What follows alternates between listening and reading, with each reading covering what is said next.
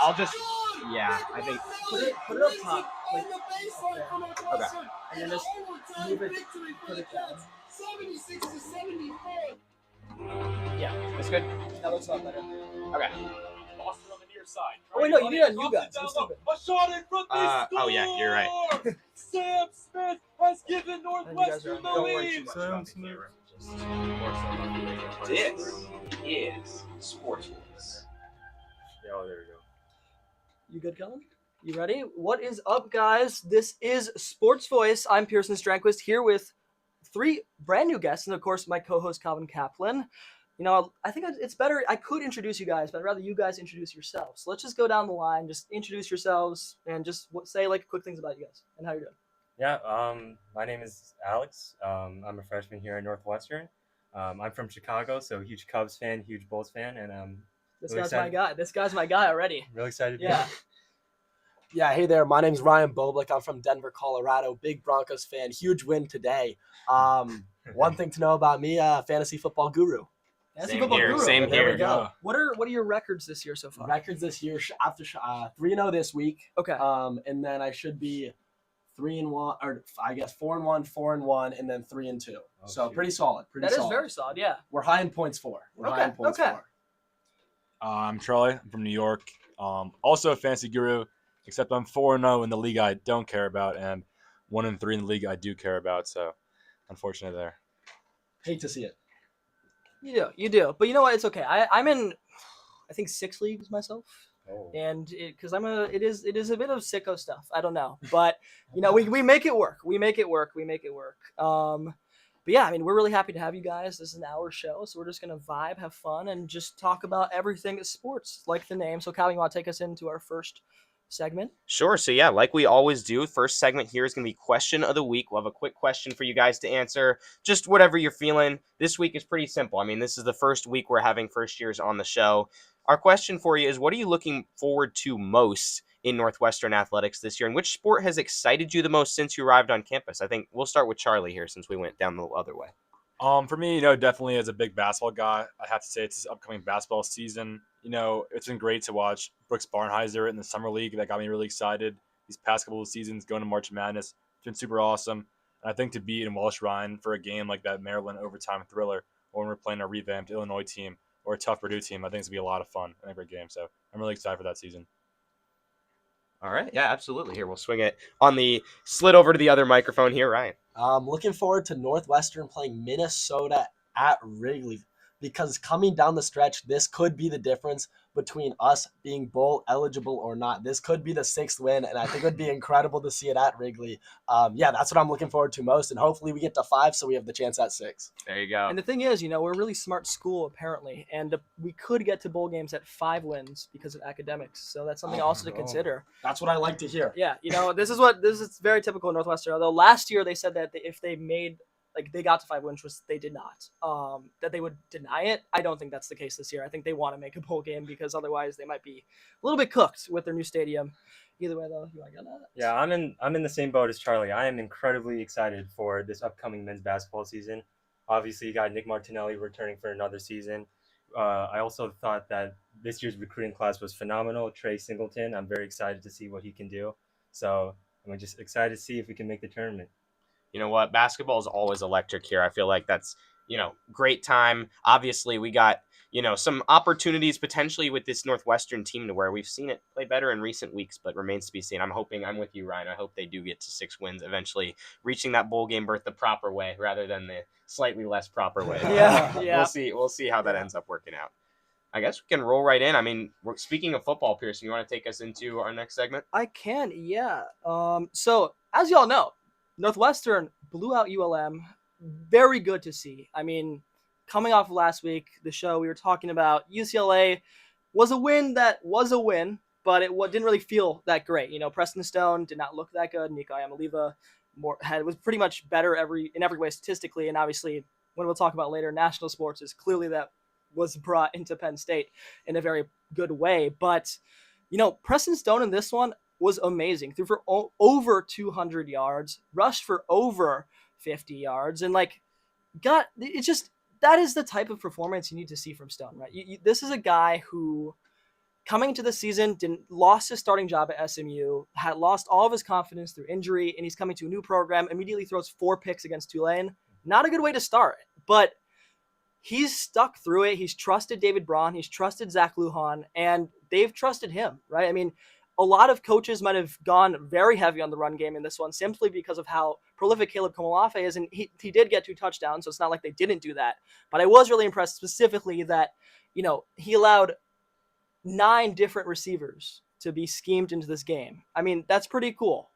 Some of the guys who are really down the depth chart, maybe getting some chemistry with Stone, and I think that will help him be a lot better if his only receiver isn't Griffin Wilde. But yeah, I mean, just kind of what are some things that stuck out to you guys about the game? And more specifically, do you think that Stone can take this into the future? Anyone can pick this up. I could take that one. I think for Stone, he's improved a lot, tremendously, actually. And in that Tulane game, he just seemed a little unconfident. I think coming into the Big Ten, the game moved a lot faster for him. And he's really struggling with overthinking, trying to force the ball. Every time he got that snap, he was trying to make a big play happen. I think we're really seeing him slow down here. And I think a play that shows that was in that ULM game in that first quarter. You saw him staying in the pocket. He got pressure at the blind side. He stayed in the pocket, threw across to Drew Wagner on that 3rd and 14 in the first quarter there. And that was just simple. He made it a little easy. And that's something he was struggling with the Tulane game. He had Griffin Wilde over the top and double coverage. I think he would have thrown it to him in that Tulane game for a pick, but here he stayed calm, collected, and made it happen. So I think I'm excited to see what he can do in the future. Yeah, and Pierson, I want to echo what you said about confidence. I think that especially after crushing losses, especially after losses such as Tulane and then, of course, the defeat against Oregon, I think in the mind of an athlete, you go, am I the guy? Am I able to do this? Do I have the capabilities of leading this team to a win? And I think that UL Monroe win gave Preston Stone the confidence going into a very tough Penn State environment. I think it gave him the confidence to perform as he needs to. Yeah, I mean, confidence is worth a lot. I don't doubt that. But at the same time, there is something to be said for Big Ten football. It's different than the Sun Belt Conference. Sure. There's just a difference between the two. Stone is in the exact same situation as he was against Western Illinois. He threw for a season high in pass yards and for 3 touchdowns. And I think this really, what we see versus ULM is not consistent throughout the season. I think we'll see Stone have flashes in the Big Ten, but no consistency and not consistent wins. Yeah, I think I'm with you guys here. I mean, to me, it stands out that there is this improvement that we've seen out of Preston Stone throughout the season, but also the same kind of concerns to where we still haven't seen him really ball out against a very good Big Ten school. Obviously, he had his moments against UCLA, but really got shut down in that second half. Looked really horrendous against Tulane, which I think David Braun and a lot of other people can acknowledge was an outlier to the extreme. But still, Preston Stone, someone who has not shined in the way that Cats fans would hope. ULM, I think, was a great step. I think you can definitely make the case that Preston Stone has gotten a lot better on film. It's just what you guys said, It's all about the competition and Big Ten play, like you mentioned, Ryan, coming up soon. I think that's the real test throughout the rest of the season. And a test it will be, and one that will be driven by the run game. Like I mentioned, Caleb Komolafe just got almost 80 yards this one, 2 touchdowns. The bigger story, though, Deshaun Reeder, the guy who got that very long touchdown against Oregon's second unit, came in here and put a career-high 79 yards, posted, almost got a touchdown, but was stopped right before. And, that's really good to see from a guy who is your third-string running back, someone who wasn't in the plans at the start of the season, and someone who's playing his way into at least some playing time. Granted, both times he's played and done well have been in garbage time, have been in times where it doesn't really matter. Either NU was up real big like in ULM, or they were down real big like against Oregon. The bigger story here, though, Joe Hyman, someone who has consistently got 50 yards every game this season, along with Komolafe, was kind of non-existent in this one. And part of that was just because he wasn't really getting the ball. Only 2 carries in this one for 13 yards. Do we think that's something we should be concerned about, or do we think it's more so just wanting to give Reeder a chance against a non-common opponent? I think it's definitely a concern, especially because he wasn't on the return game. I mean, he was an all honorable mention for Big Ten for returns last year. To not see him out there, I think there's more going on behind the scenes that we don't know about. Maybe it's just they're giving Reeder a shot, these opportunities, but for me, it feels like there's definitely something going on here that we don't know about. I mean, I'd rather have a kind of a split here between Komolafe and Hyman to give Komolafe a little bit of a break here. I don't want to have another 27 carry game. That's a little bit too much weight I'd put on his shoulders. So I think there's something going on that we just don't know about here. Yeah, I think we're going to see a three-headed monster out of the NU backfield this year. Like, Komolafe is going to be leading that monster, but of course, Hyman, he'll get some carries here and there, and Reeder, I think, is honestly earned opportunities and is going to be taking those away from Hyman and maybe taking just a few from Komolafe, but not very many. Komolafe is the clear one, but a three-headed monster nonetheless. Yeah, I would definitely love to see more out of Deshaun Reeder, more out of Caleb Komolafe, more of a three-man backfield. But in my opinion, if you have three running backs, you have none. I think David Braun and this Northwestern offense has to commit to one running back, one guy, and this season it's been Caleb Komolafe. I would like to see Caleb Komolafe be the guy for the rest of this season. I totally agree on this one. I think this is something that Zach Lujan, the offensive coordinator, has gotten a lot of kind of flack for. Last season under Jack Lausch, when Jack Lausch was leading this team, Cam Porter was injured a lot, and wasn't really a clear running back room. But part of that was just because he refused to commit to one guy. Honestly, I mean, we can say that is the correct move. I don't think it will happen. I think the way that Lujan likes to scheme, he likes to run two running backs almost every time, which is why Cam Porter and Caleb Komolafe were the guys at the start of the season, and then Caleb Komolafe now kind of usurped him after Cam Porter got injured. So I think it is interesting because I guess the other thing we have to think about here is, yes, the team now is a lot better than they were when they lost that Oregon game, when they were at that 1-2 record. But at the same time, you still have to beat a Purdue and then still have to find other wins out of maybe Nebraska, maybe Minnesota, maybe USC, maybe even Penn State. But I think that's still crazy regardless of last week. So then it's like they kind of have to save their jobs too, right? I mean, David Braun and Zach Lujan are on the hot seat right now. They're both not under contract next year. There's a new stadium, and there might be some pressure on the AD Mark Jackson to kind of maybe get rid of them. I don't know what you think, Calvin. Sure. I mean, obviously we're going to get into the defensive side of the ball, but to address that specifically, I agree. I mean, this staff has a lot of pressure, and I think maybe some fans overinflate that a lot. I think it's important to recognize that David Braun is a really beloved member of this community. I think it's important to recognize that on the football field, David Braun is a good defensive coach. That's my opinion, and that has not changed. I know people may disagree, but I do think that throughout the season, he's shown a lot defensively, which again, we'll discuss in a moment. But I will say it's interesting because I understand where you're coming from about Komolafe, but I also feel to an extent it's really about what is sustainable. I think seeing Cam Porter going down so many times and then seeing Komolafe get 27 carries and be so gassed that before he went to the press conference, he had to go in the cold tub right away because he was so sore, understandably, from plowing through those defensive tackles over and over and over again. I think it's important, like you said, Ryan, that when you have a guy like Deshaun Reeder on the bench who's a true freshman, or I forget if he's a redshirt freshman or a true freshman, but either way, nonetheless, a guy who hasn't had much action coming in and getting these opportunities and having that explosiveness, I think it's good to get him to see the field. At the same time, though, I do understand your point about committing to a top guy to really be that bell cow. Yeah, I mean, I think you can have both. I think you can have both that top guy and kind of some compliments from Reeder and Hyman. And unfortunately, it seems like Hyman might be at least out of the equation for now. But as you alluded to, I agree. David Braun is an excellent defensive coach. He turned a unit that was not expected to do anything, lost a ton of guys, namely Theron Johnson, to Oregon. Like, that was probably the one that hurt the most, someone who was an all Big Ten selection and then just moving to the other side and moving to greener pastures, I guess. But even since the start of the season, a lot of players have gotten injured, especially in the secondary, and they've stepped up, right? Like, yes, at the start of this ULM game, people were worried, like, oh, Northwestern went down 7-0. They're going to lose. Of course they didn't because it's ULM. But at the same time, no offense. You never know. That is true, especially considering like they lost to like Southern Illinois a couple years ago.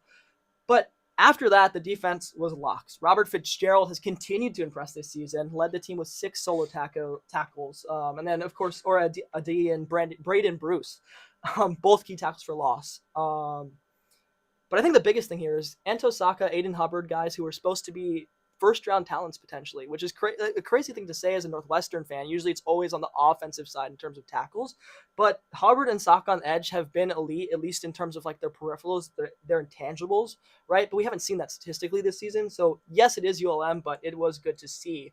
So on that note, besides kind of those main guys who we've seen already break out this season, who do we think might be that next guy up, kind of that Caleb Komolafe of the defense? There you go. I love this take. And for me, it's Josh Fussell. I think he has got great footwork. I think he's quick. I think he's got good hands. And I think in that Oregon game, even though there was a lot of lowlights on the defensive side, I think he really showed a lot to me in that game, and he's continued to show it. He's battling a little bit of a health scare, so I think you got to keep that on alert. But he's really impressed me talent-wise, and I think he's only going to improve and improve and improve. So he's my standout. I like it a lot. I mean, that's a guy late last year even too. You really saw that potential really begin. Yeah, honestly, I have to watch a bit more football to have a take on the defensive side of the ball. But I'll be keeping my eyes out.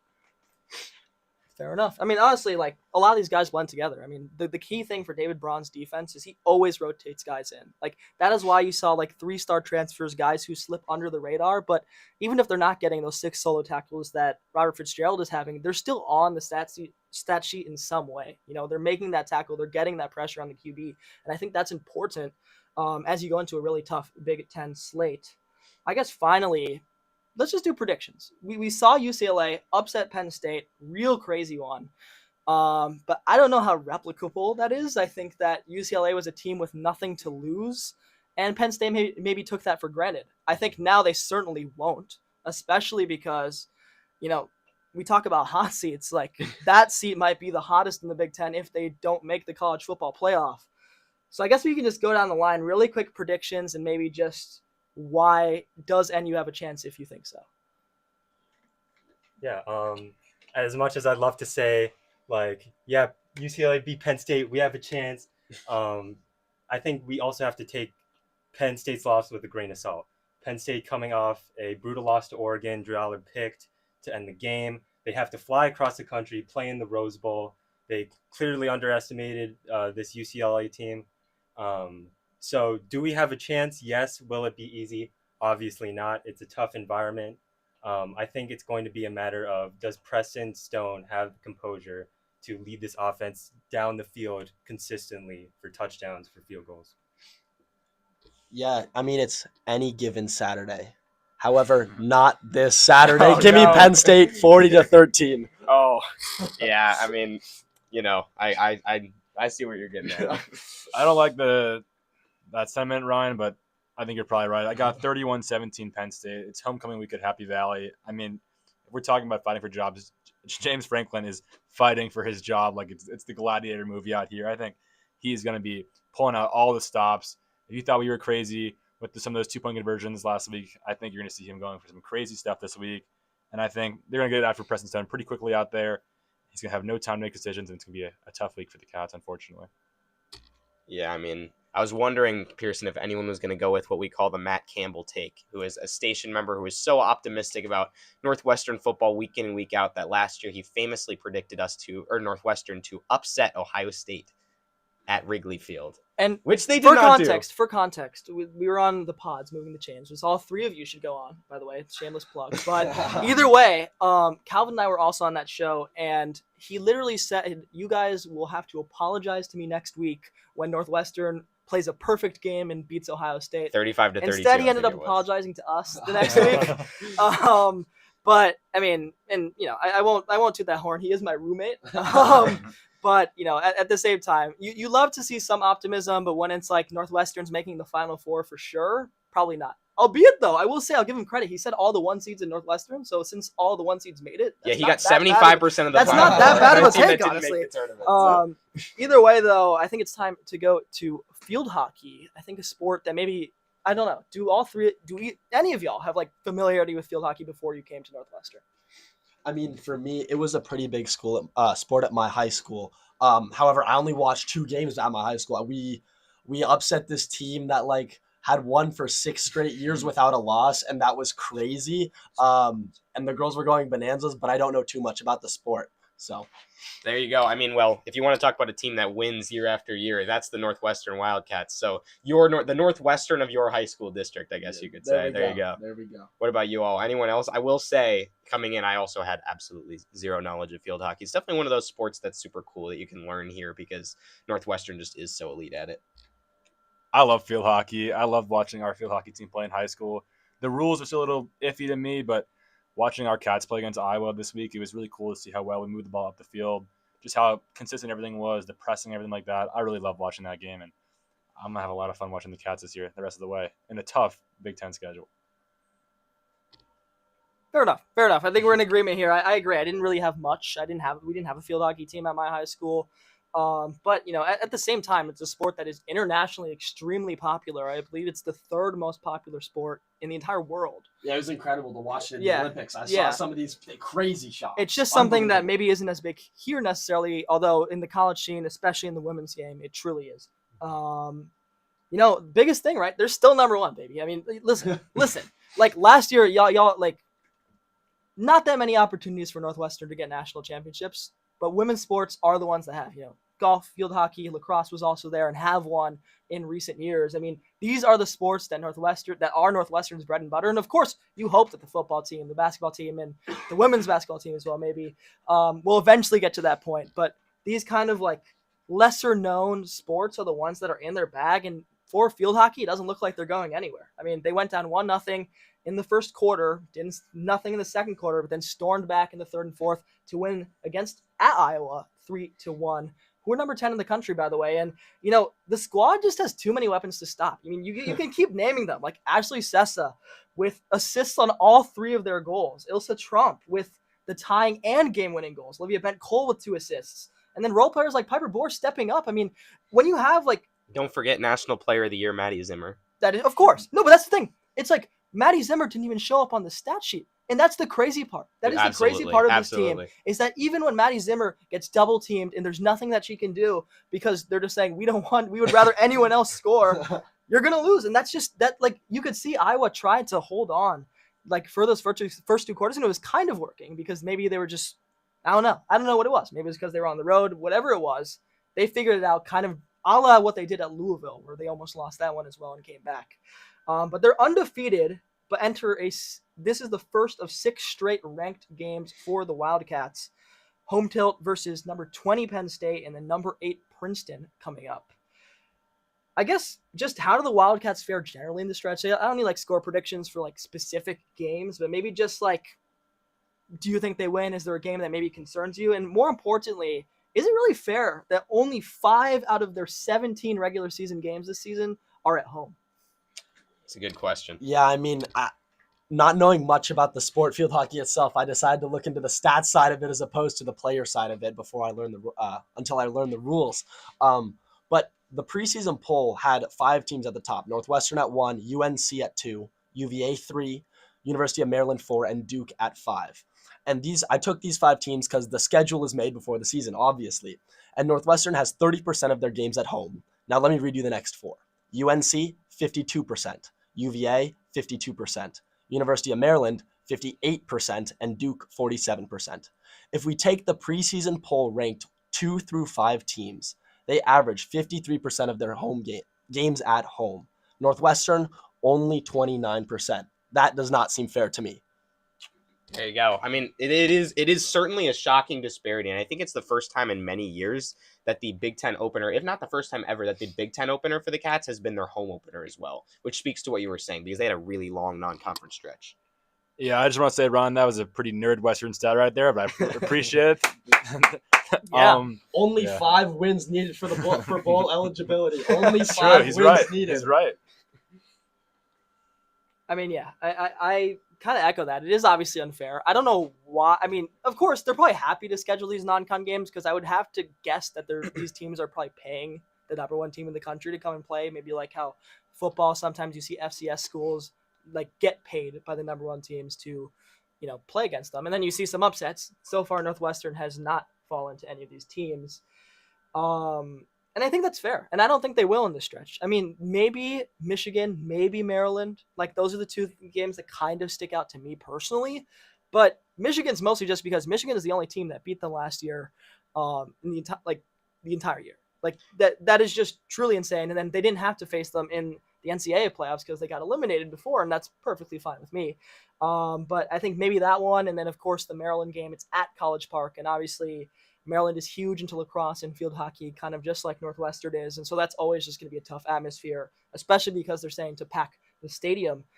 Either way, who's the most important player of the team? I mean, I mentioned, all of these names: Maddie Zimmer, Ashley Sessa, Ilsa Trump, all Americans. But then you have all these people behind them who are kind of just as important.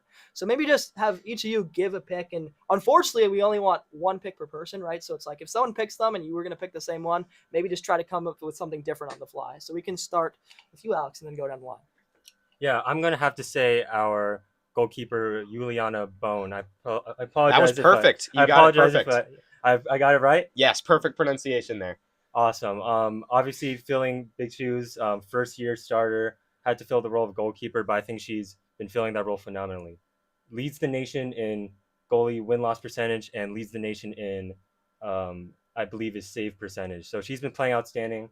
And a forgotten ripple effect of a good, consistent goalkeeper is that when your goalkeeper is rock solid, it puts pressure off your back line, which creates opportunities to score, more opportunities. And I think that really showed against the comeback against Iowa. I love that pick. I mean, as a redshirt freshman, the fact that she replaced Annabelle Skubich, who graduated in such a great way, you're right. I mean, it really shows where that Northwestern has a top-tier goalie. Who wants to go next? Yeah, I mean, I didn't want to talk about something I wasn't too familiar with. So honestly, I don't have a pick because stats can show a lot, but I haven't watched enough and seen enough game film to truly have a pick. Charlie, what do you think? Fair enough. I think Bone's a great pick from Alex. That was going to be mine, but for a second one, I'd say Olivia Ben-Cole. I think in the Iowa game, her tempo and her motor just showed that entire game. She was pressing up the entire game. You saw the final whistle, we're up 3-1, and she's still pressing. I mean, that showed a lot. She's crafting her way through multiple defenders. I think she's a great pick for us on the show right here. I think that's my pick for sure. I think she's a true talent. I think she's going to help a lot this year. I mean, that's the thing about this Northwestern squad, too. You have so many real superstars on this team to where some days it's Ashley Sessa, some days it's Ilsa Trump, some days it's Maddie Zimmer setting up all the goals like she did against Indiana, and she doesn't always show up on the stat sheet, but she really is a great player. But sometimes it's someone like Olivia Bent-Cole just having that stretch, having I think smarts in the shooting circle is something that really stands out to me in particular. But yeah, I mean, great stuff all around. Certainly a lot of fun, I think, Pierson, to watch this team this year. For sure. And fun fact, Olivia Bent-Cole is Matt Campbell's favorite player. So there you go. You're already starting off on a good note on the show. But Calvin, you want to take us in to our quintessential segment? Absolutely. We got to hit a little music sound over That's here true. to get into it first. There we go. Can't tell if it's playing. Oh, we got to turn it up. Oh. It might be playing. It is playing. It might be playing. You It's might be playing hearing over music. us. If you're not hearing music, it's okay. But that is our Pick'em intro. So we'll try to do a cool intro nonetheless. It's time for probably the most classic segment we have here on Sports Voice. Essentially how it works. It's Pick'em. If you listened before, you know how it works. If you haven't, we're here to explain. We'll have 3 questions or prompts that ask you to give an answer and get creative in some way. And whoever's answer resonates the most with the hosts, that's Pierson and I, is the answer. The hosts. The I like hosts. that. I like that. I like The that. hosts. I like that. Whoever's answer resonates most with the hosts is the answer we will vote for. Whoever ends up with the most points at the end wins. And you may wonder, how do we ensure fair judging? How is it objective and unbiased? It's not. It's not. The answer is it's sometimes not. it is. Sometimes it it's is. like however we're feeling. You know? Yeah, I mean, if we're in a good mood, maybe it is. If we're in a bad mood, maybe we'll just, no. We're not going to be But I think- purposely biased, but I think it's... I think in this case, more of right? a- I mean, coming in, y'all 3 didn't know us that well. So, like, you probably didn't know that I was a Chicago sports fan or that Calvin is a Washington, D.C. sports fan. Maybe you could think of something on the fly, but no need to. And, you know, we love when people are a little bit objective. Does fattening the wallet help me? Like if Listen, I offer listen, $1 here or there, would that help my I mean, chances? We might have to consider that. I don't know. Discuss something after I don't the know. show. Something that we can iron out later. Either way, though, beyond the tech issues, we're just going to go right into it. So our first segment is called Casual Commentary.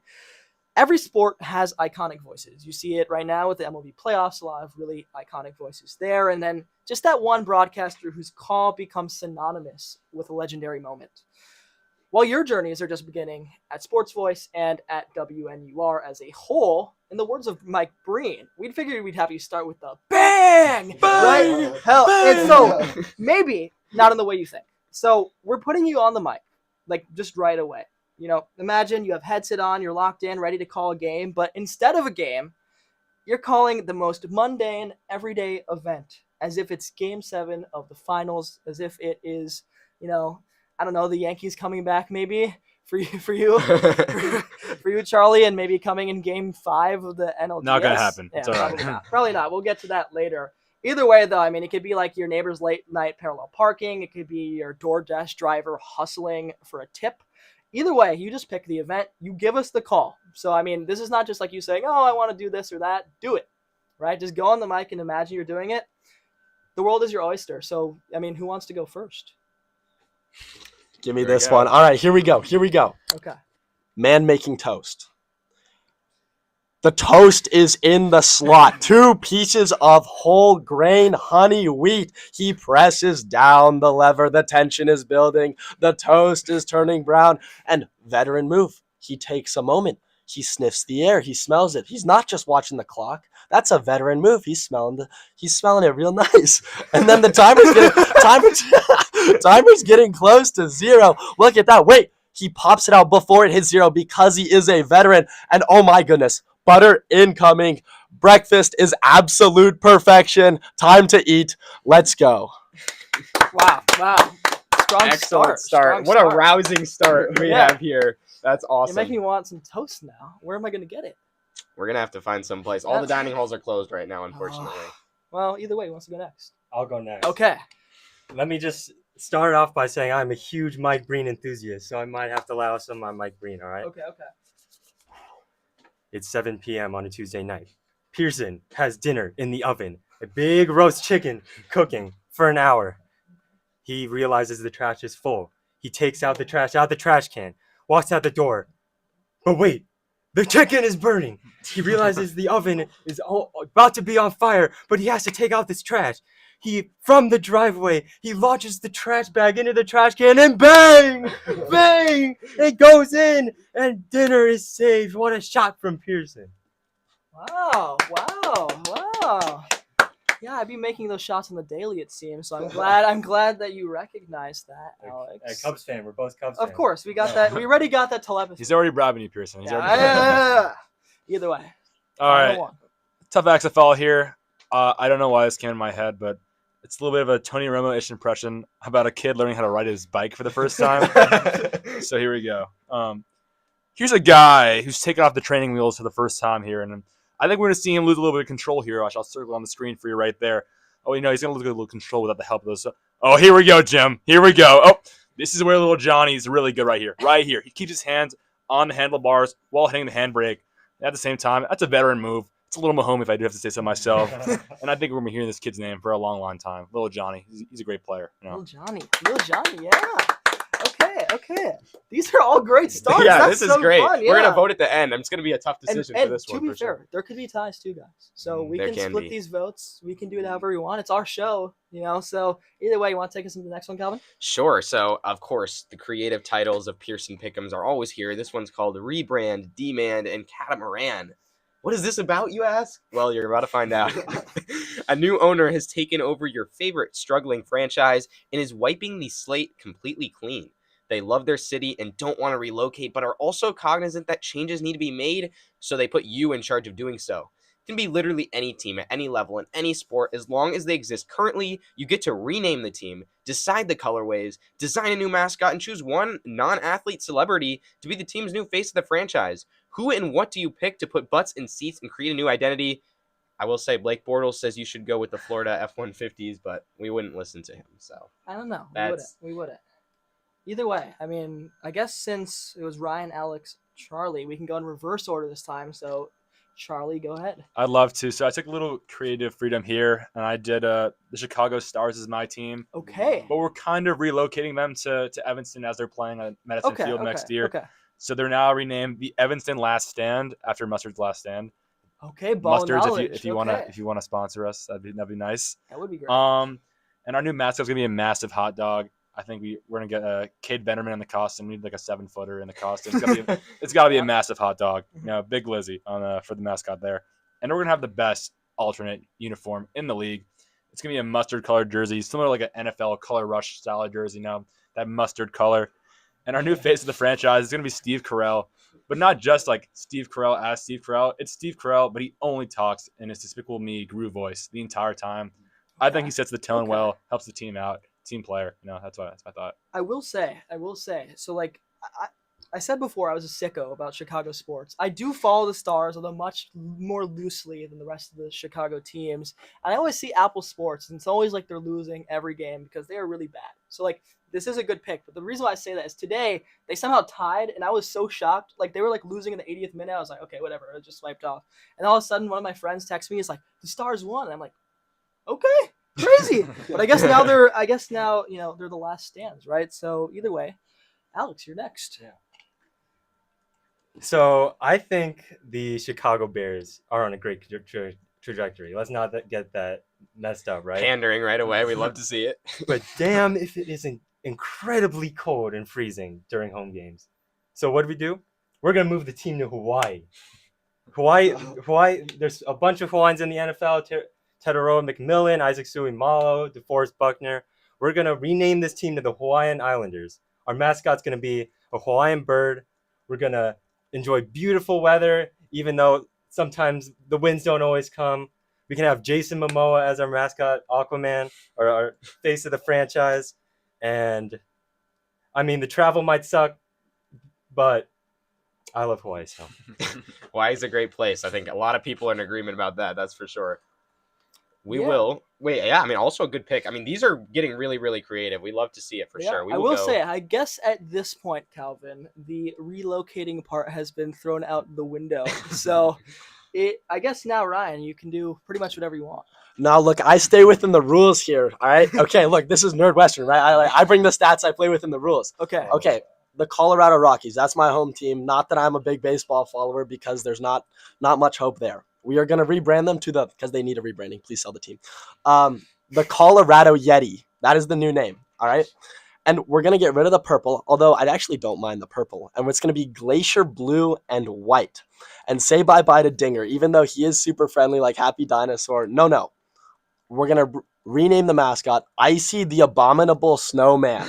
That's what we're going to be going with out in Denver. And then as for the celebrity, look, he just took my pick. I was going to go with Jason Momoa, okay? Because he's got the mountain man kind of feel. He fits with the Colorado vibe. He's big energy. He has the wild beard. But I guess at this point, I got to switch it. So let me get Tom Cruise because I feel like he will do some crazy stuff in the Colorado area. He can embrace the wilderness. Tiny Tom Cruise, right? Family Guy. But he's a mile high in Colorado. That's true. That is true. Okay, wow. So, already off to a great start. 3 great answers for both questions so far. So this one might come down to the wire. The final section is called "What If, Wasn't What If." So, the multiverse is real. Tongue twister right there. We have, yeah. I don't know. When I be coming up with these names, I kind of just write whatever the first thing that comes to my head is. You can probably tell. Either way, though, the multiverse is real. We have the remote, or at least Calvin and I do, and we're giving it to you because For now. Temporarily. temporarily, Keep it. we're letting you borrow it. But you can change one pivotal moment in sports history. This could be. I say pivotal. It could literally be like as small as, or not as small as, but like it could be like changing the outcome of a game. It could be stopping someone from getting injured. It could be maybe having someone get drafted by a different team. I don't know. But we just want to see how the timeline unravels. So what's one butterfly effect that you're just going to unleash on the world? And then from then on, what are the major events that might happen as a result? If I was picking, I would eliminate Jim Boylan or maybe save Derrick Rose. I don't know. I'm a Bulls fan, but, I kind of took those already, so maybe don't use them. But either way, I guess we went Charlie, Alex, Ryan, then Ryan, Alex, Charlie. So I guess it's only fair if Alex, you start this one. So I'm going to stick with this NBA theme. I'm going to take us back to the 2020 NBA draft. What if the Minnesota Timberwolves take LaMelo Ball first, and then the Warriors are able to land Anthony Edwards with the second pick in the draft? I think that this is something that's forgotten in today's NBA because obviously Curry got his 4th ring. He's able to get it done. But now as Curry ages, Jimmy Butler's getting older, the average age of the team is actually the highest in the NBA now.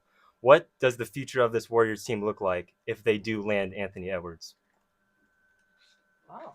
It Yeah. looked a lot better, I think. It looked a lot brighter for sure. And a lot more, I don't know. The electricity of that is hard to describe. I think it would know no bounds in terms of It would. that backcourt. I wonder what would happen to Jonathan Kuminga. That's a great question. I don't know. Either The way. biggest butterfly effect of them all. Who Jonathan knows what would happen Kuminga to becomes Jonathan all Kuminga? NBA. I don't know. Yeah. Yeah, not that the Warriors already haven't fed enough families, but that would feed even more families. Yeah. My take is what if the 1994 MLB strike never happens, okay? A salary cap is instituted into the MLB, and that evens the playing field for all the teams, including the Rockies, who can't pay to win, like the Yankees over there, All right. Charlie. All right. All right. And maybe some teams have a chance, right? But here's the kicker. The NPB, the league in Japan, right, doesn't have a salary cap today, meaning that the ripple effect, Shohei Ohtani in the MLB never exists. Most likely, Suzuki never exists. Some of these amazing Japanese players that we've seen come to the MLB never have a story here in the States. There you go. I mean, yeah. an interesting I think that would definitely be like a realistic one that could pan out because obviously, I mean, we know Shohei Ohtani was starring for many, many years in Japan before he came to the U.S. And I mean, even more recently, I think we've been seeing people from these different leagues, of course, able to come over. And who knows? I mean, if there was no salary cap, what would they do? I don't know. I guess the money's in Japan now. I guess that's what we're saying, right? Yeah. Okay, Charlie.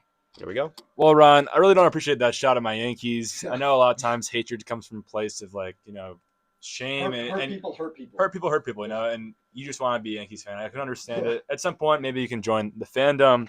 I appreciate it, but my take right here is if Jason Williams is never late to Heat practice in 2008 and never gets Shaq traded, then we never have the block by James moment. We never have the 2016 NBA Finals. And I'll take you down memory lane. I'll explain it a little bit. In 2008, 2 years after the Heat won the championship in 2006, Jason Williams was late to practice. Shaq comes as a defense in front of Pat Riley. They get in a heated exchange. Shaq gets traded. The Heat get Sean Marion and a couple others. They then flip him for Jamario Moon. Jamario Moon gets flipped to the Cavs for a pick, and that pick turns into Kyrie Irving. And Kyrie in 2016, he averaged 27, 4 and 4 in the finals. So we don't get that blocked by James moment. If Jason Williams can just set a alarm 5 minutes earlier, we don't get blocked by James. One of the most iconic calls ever. That's my take. Wow, that is a real butterfly effect right there. I like it. I like the thought process. But yeah, I mean, all great answers. I think, Pierson, do we need to decide a winner?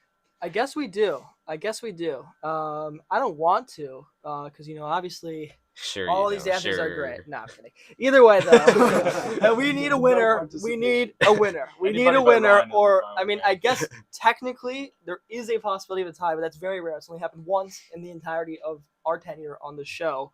So I guess we can just start with the first one. And Calvin, I'll let you go first since I introduced the question. Yeah, so typically, I mean, we could do we want to do the tie break since there's 3 guests if there's a tie Oh, I between guess us? I forgot about that. So what we can do Yeah. is with votes, Pierson and I will vote. If we vote for someone different, the person who did not get a vote has to break the tie and decide. So the that's third fair, person, yeah. that'll be a lot of pressure. So amongst your essentially, you peers. still get a roll. If you weren't our pick for one of the questions, you get to maybe screw someone else. I don't Sure. know. So I the don't know. first question, again, was casual commentary. You had to make a call about something mundane, but make it sound crazy. Ryan's was all about toast, about making toast, about one of the most underrated breakfast foods out there. Alex was about his saving dinner. Of course, making the trash bag into the driveway with the Big Bang call. And then Charlie's was about Tony Romo with a kid riding his bike. I don't know, Chip, is he going to get on the bike? Is he going to stay off? Oh, I don't know. All that. So I think all great picks. I mean, it's tough to say because I think they all stand out in their own unique ways.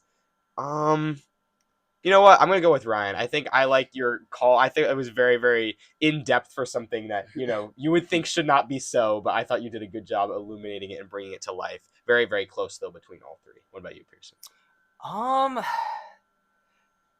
This is really tough. All 3 of these were, like you said, very creative in their own ways, and all 3 are really strong.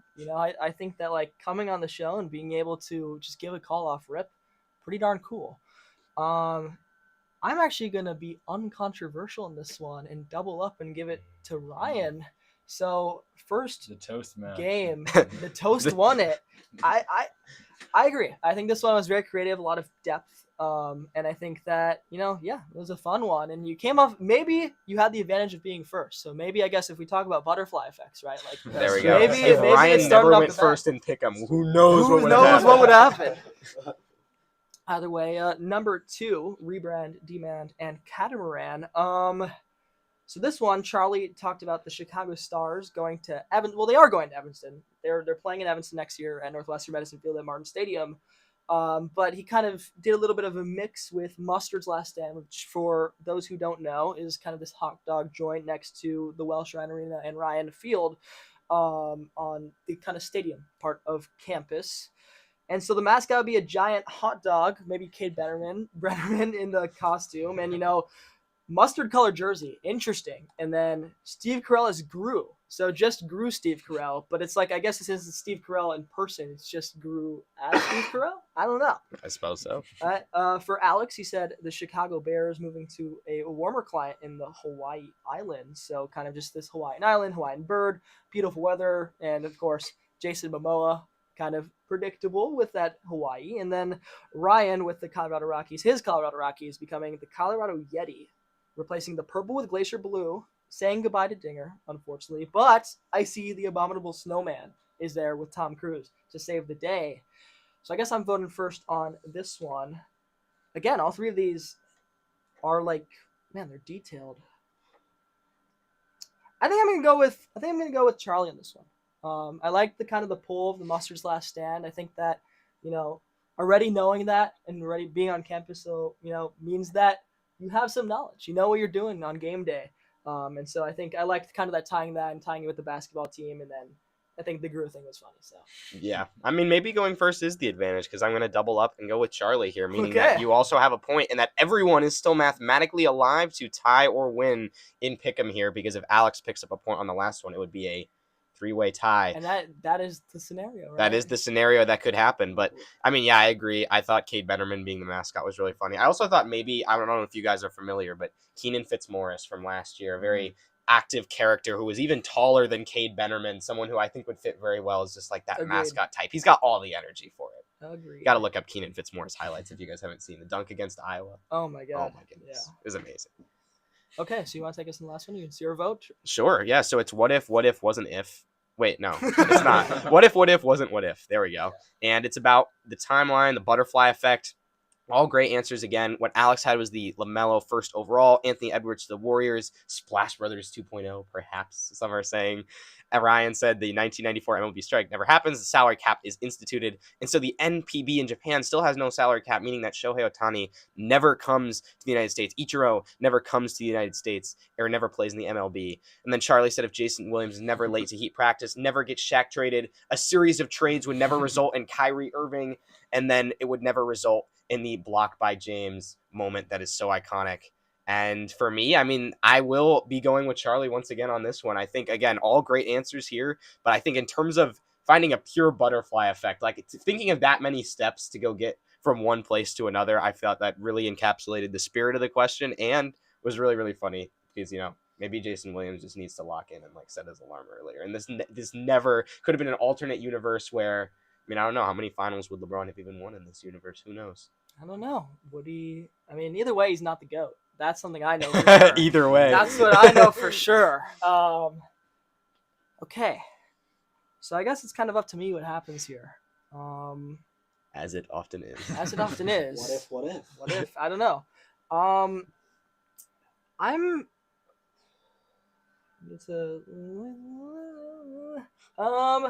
I think that I am going to go with Charlie.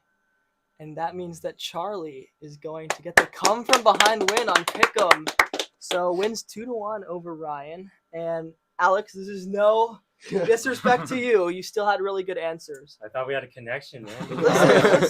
Listen, I can't be starting off with vibes too early. Although if you come back on the show, it might just work. Either way, it's time just to jump into national sports talk for kind of last 10 or so minutes of the show.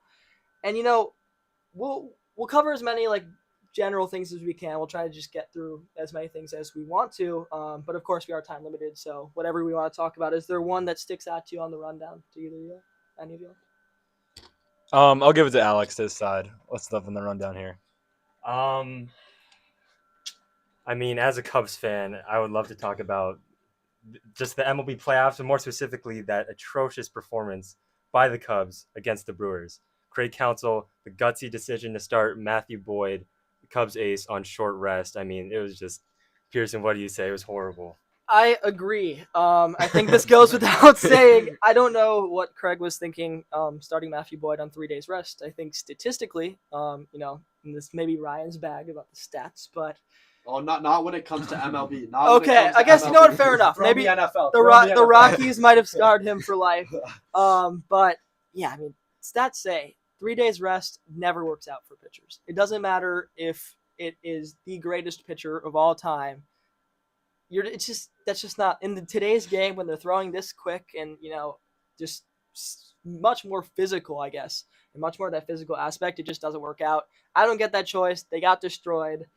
And speaking of destruction, I guess that also kind of segues into Toronto kind of demolishing the Yankees twice, unfortunately.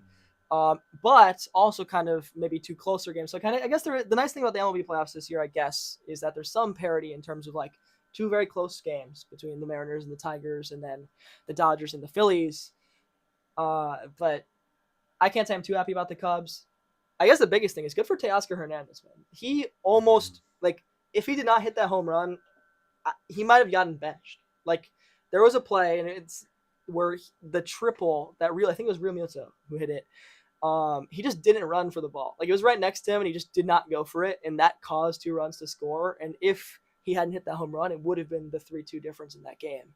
So, I mean, good. And also he had 3 strikeouts. So it's like everything was leading to this guy getting a golden sombrero, but instead he saved himself. So I guess good for him. Any thoughts around the panel?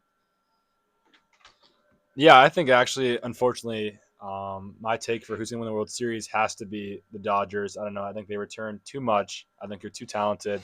I think they got too many stars on that team to not win it. I would love to say my Yankees, and if not the Yankees, I'd love to say the Cubs to jump on the bandwagon here, Wallen, Evanston, and Chicago. But for me, it's got to be the Dodgers who are going to win it. Good stuff. Any other takes? We can also jump into another sport if you guys would prefer.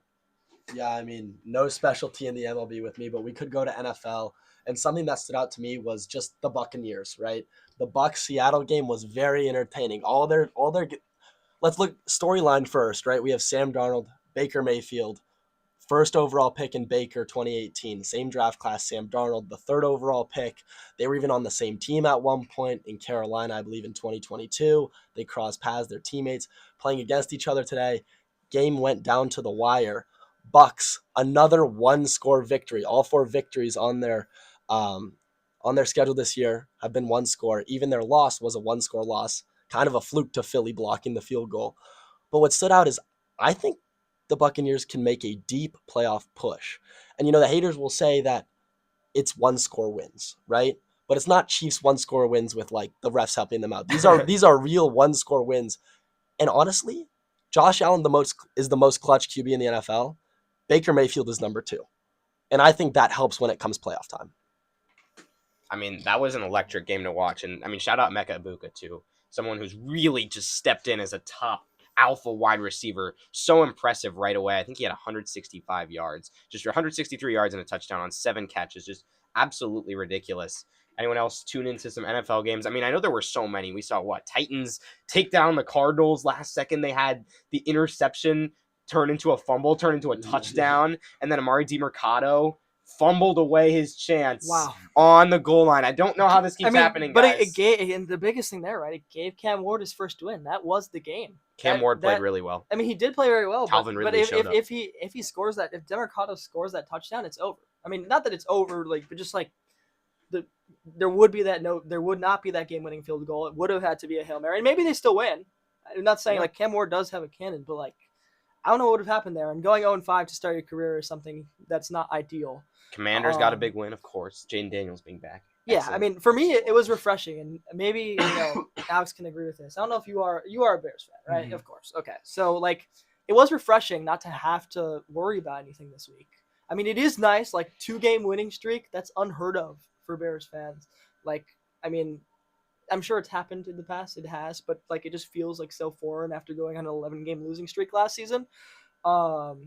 especially, I mean, we talk about sports voice moments, and I talk about this a lot. Calvin obviously is a Commanders fan, and I'm a Bears fan, and so you can kind of see where I'm going with this if I'm talking about last. Oh boy, NFL season. we are looking forward to Monday night. Yeah, I mean, 8 days away. I need some revenge, man. I mean, we were on the show afterwards. It's and a miracle. It just It's happened. Noah The split Brown. that week. The split that week just happened to be Calvin and then me and 2 other Bears fans.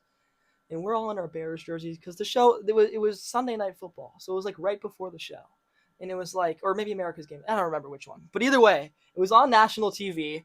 Calvin's in his Commanders jerseys. We're all in our Bears jerseys, and we just come there after Tyreek Stevenson taunted and knocked the ball into.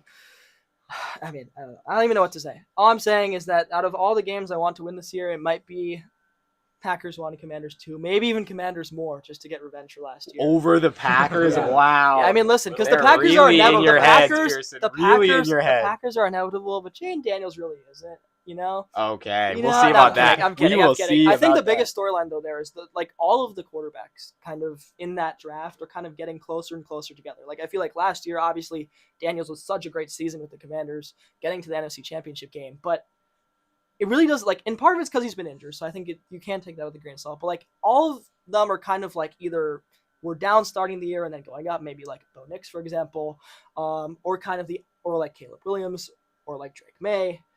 But then you could also have kind of like the reverse of that, where like I mean I don't know. Do you guys think that there is like a clear number one right now? I mean, putting bias aside for you, Calvin, do we think it's Bo Nix? Do we think it's Jaden Daniels? Do we think it's Caleb? I don't know. I feel like it's really hard to say. As much as I would love to say Bo Nix, he is kind of regressing currently. Yeah. I think for me right now, it's between Jaden and Drake. I agree. Drake has looked really, really good when you see him. And Jaden has the dual threat ability, which I think puts him above Drake for me. But yeah, that's my take. As a Giants fan, I still have to make a tough choice here, but for me, it's Jaden. I think he's a great leader. I think he's a very smart player. If he can stay healthy for the rest of the season a long time, I think he can be all-time great. He's got to be my one right now. All-time great. All-time great, of Throwing course. that out. Of Wow. course. Throwing that out Of this course. early. Wow. Yes. All-time great. All-time. He's already top 5 in the league. Alex, what do you think? Holy Position. Glaze. I am not lying when I say that I quite I literally see what he's going. I fell to my knees watching that Hail Mary, Jane Daniels Hail Mary last year. Yeah. However, I do have to agree, Jaden Daniels, I feel like, is the clear number one. Of course. However, if Drake May was put in a situation like Jane Daniels surrounded with more talent, the story could be different. I mean, yeah, I think it Goes back to the really butterfly depends. effect. We also see a guy like JJ who, like, I guess, like, you got to win against the Bears, but I don't know. He's kind of, I don't know when is he? I don't know when he's coming back. I don't know when he's coming back. No one knows when he's coming back. I don't know what's gonna happen. Either way, I agree. It realistically, like, I have Jane Daniels on my fantasy team, so like, that says enough. Like, but I do love Caleb, but I don't think he's there yet. I think he could be because his very best might be at that level, but his worst is nowhere close. Give me so Jameis Winston. Jameis yeah, Winston. dude, like I could talk for hours about Jameis Winston. Like literally, if Obscure Ballers just had a Jameis Winston episode, I feel like that would be so fire. Just Maybe talking next about week. Jameis's just escapades. I mean, I think it's really smart of the NFL to kind of just let this guy do whatever he wants, give him his own show, let him go to the Super Bowl and just vibe. I don't know. Do we have any closing thoughts? Any final things? Let's go you wanna 10 say? seconds each. Any sport. You could talk about college football if you want. We didn't talk about that. Maybe a hot take. We'll do like I don't a know. 10-second rundown. You can say whatever you want. but Yeah, like around the horn. Think This about is like your what they moment. say right before they get This kicked is your off. moment. Which, of course, around the horn isn't a thing anymore. But go ahead. The only thing on my mind right now is just how much I love Cam Skydaboo and watching him run and just seeing him run into people for no reason. And there's open field and he sees a body and he's going for the body. So I love Cam Skydaboo. I don't know how longer he'll be around in the NFL, how much longer he can write and read and speak. But I love Skydaboo. I love the Giants. Go Giants. Go Jackson Dart. That's all I got. Let's not get into Theo Johnson though. Theo Johnson. No more about this crayon eater, Cam Skadaboo. No, none of that.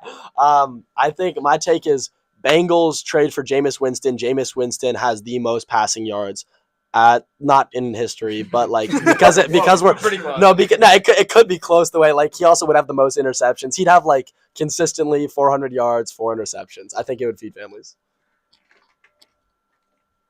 Yeah, the same way you love Cam Scatterboot, Charlie, I'm loving to see Caleb Williams take a huge leap in year 2. I think he's gained a bunch of confidence behind a tremendously improved offensive line, and I'm excited about the future of the Chicago Bears. This guy knows what he's talking about. I keep saying that. I don't know why. I don't know why.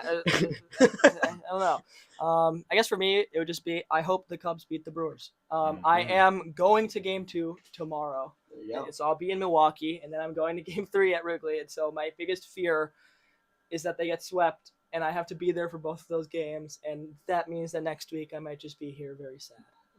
Jaden Daniels 304. Commanders win 42-10. Okay. We'll see what happens.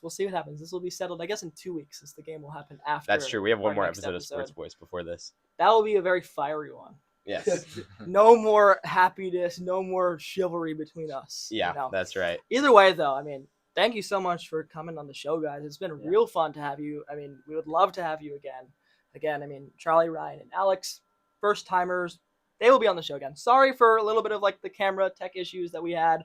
That is just something that happens when we are with this setup, a little bit funky, but it is okay. It goes on the radio well, and it sounds great. So that's all that really matters. I mean, Calvin, you want to close it out? Yeah, sure. Thank you all for tuning in to Sports Voice this week. We will see you back here next week from